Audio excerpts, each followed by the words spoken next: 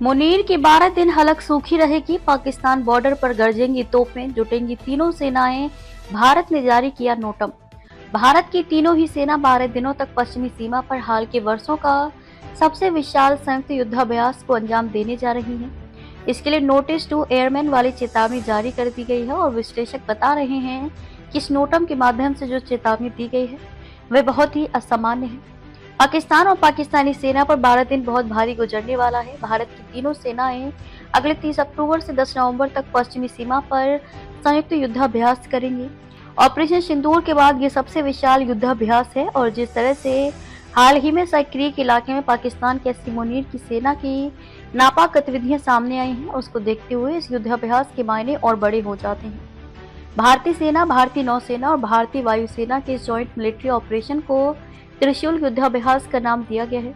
भारत ने जारी किया नोटम। भारत ने त्रिशूल युद्धाभ्यास के लिए नोटिस टू एयरमैन नोटम वाली चेतावनी भी जारी कर दी है, जिसमें बताया गया है कि तीनों सेनाएं एक विशाल युद्धाभ्यास को अंजाम देने जा रही हैं। नोटम में बताया गया है कि पश्चिमी सीमा पर तीनों सेनाएं 30 अक्टूबर से लेकर 10 नवंबर तक त्रिशूल युद्धाभ्यास में भाग लेंगी। रक्षा मंत्रालय के मुताबिक इस त्रिशूल युद्धाभ्यास के जरिए तीनों सेनाएं भारत की बढ़ती संयुक्तता के साथ आत्मनिर्भरता और इनोवेशन का प्रदर्शन करेंगे, जो प्रधानमंत्री नरेंद्र मोदी की सशस्त्र सेना के लिए जय, जॉइंटनेस, आत्मनिर्भरता, इनोवेशन विजन के आधार स्तंभ हैं। त्रिशूल युद्धाभ्यास में दक्षिणी कमान के जवान महत्वपूर्ण भूमिका निभाएंगे। वे अलग अलग जगहों पर संयुक्त ऑपरेशन को अंजाम देंगे। इसमें चुनौतियों से भरा कच्छा का क्रीक इलाका और पश्चिमी सीमा का रेगिस्तानी इलाका भी शामिल है। यही नहीं, भारतीय जवान सौराष्ट्र तट के समंदर में भी ऑपरेशन करेंगे। इस युद्धाभ्यास में खुफिया जानकारी जुटाने, निगरानी करने और टोही गतिविधियों, इंटेलिजेंस, सर्विलांस एंड रिकॉग्निसेंस को भी अंजाम दिया जाएगा। इसी तरह इलेक्ट्रॉनिक वॉरफेयर और साइबर लड़ाई की चुनौतियों से जुड़े अभ्यास भी किए जाएंगे। त्रिशूल युद्धाभ्यास का मकसद सशस्त्र सेना की एकीकृत रणनीति को धार देना है। साथ ही आत्मनिर्भर भारत मिशन के तहत स्वदेश में विकसित उपकरणों की संचालन क्षमता का भी युद्ध के मोर्चे के लिए आजमा कर देखना है।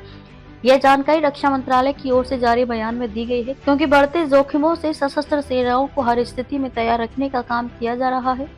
ऑपरेशन सिंदूर में भी भारत के स्वदेशी हथियार दुश्मन के छक्के छुड़ाने में निर्णायक साबित हुए थे। Satellite imagery analyst Damien Simon ने अपने एक्स हैंडल पर कुछ तस्वीरें साझा की हैं, जिसमें भारत की ओर से पश्चिमी सीमा के लिए जारी नोटम वार्निंग को दिखाया गया है और इस ऑपरेशन को असमान के रूप में विश्लेषित करने की कोशिश की है, क्योंकि युद्धाभ्यास के लिए 28,000 तक की ऊंचाई को रिजर्व रखा गया, जो कि हालिया वर्षों में बहुत ही महत्वपूर्ण संयुक्त युद्धाभ्यास का संकेत है। मतलब इस युद्धाभ्यास में आसमान से आने वाले दुश्मनों के निपटारे के लिए भी सशस्त्र सेनाएं अपना हाथ साफ करके देखेंगी।